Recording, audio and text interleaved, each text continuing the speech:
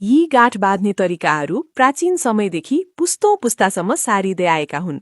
अन्तिम तरिका त हराउने लागेको छ। 1. आफै खुल्ने गाँठ, सेल्फ रिलिजिङ नट। सबैजनाले ध्यान दिनुहोस्। जब कुनै वस्तु माथिबाट तल झार्नुपर्छ, यो गाँठ प्रयोग गरिन्छ।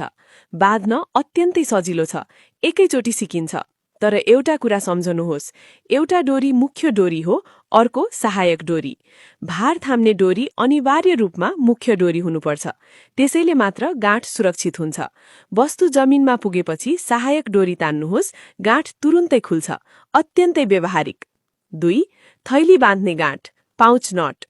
धेरै मानिस थैली यसरी बाँध्छन्, पहिले साधारण गाँठ, पछि सर्कने फन्दा। तर यसरी कसेर बाँध्न गाह्रो हुन्छ र खोल्न झन्झटिलो पनि। यो प्राचीन तरिका हेर्नुहोस्। पहिले डोरी 2 तह पारेर थैलीको मुख वरिपरि बेर्नुहोस्। अब सर्कने फन्दा बनाएर मुख बन्द गर्नुहोस्। जोरले तानेर जति सकिन्छ त्यति कसनुहोस्। डोरीको टुप्पो मोडेर फन्दाभित्र छिराउनुहोस्। अब अगाडिको डोरी तान्नुहोस्। गाँठ तुरुन्तै कसिन्छ।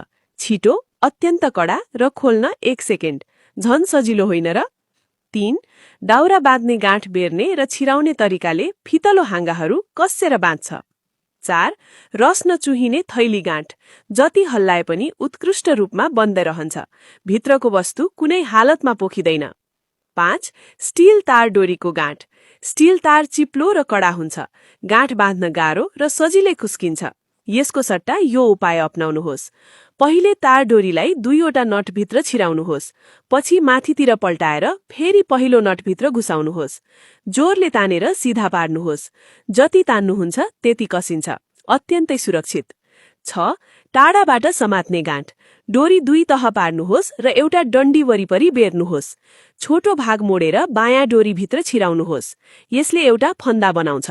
अब मुख्य डोरीलाई सहायक डोरी वरिपरि बेर्नुहोस्। बायाँ फन्दाभित्र छिराएर कसनुहोस्। फन्दाको आकार मिलाउन सकिन्छ। सानो ठाउँमा केही खस्यो भने यो गाँठ लामो डन्डीमा बाँधेर टाढाबाट निकाल्न सकिन्छ। धेरै उपयोगी। 7. टी आकारको गाँठ। हाम्रा पुर्खाहरूले हजारौं वर्षदेखि प्रयोग गर्दै आएको गाँठ। नसिके पछुताउनुहुन्छ। 8. हावाले नउड्ने झुन्ड्याउने हुक। गाँठ बाँध्न सजिलो, बलियो र सुरक्षित। सामान झुन्ड्याउन वा कपडा सुकाउन उत्तम।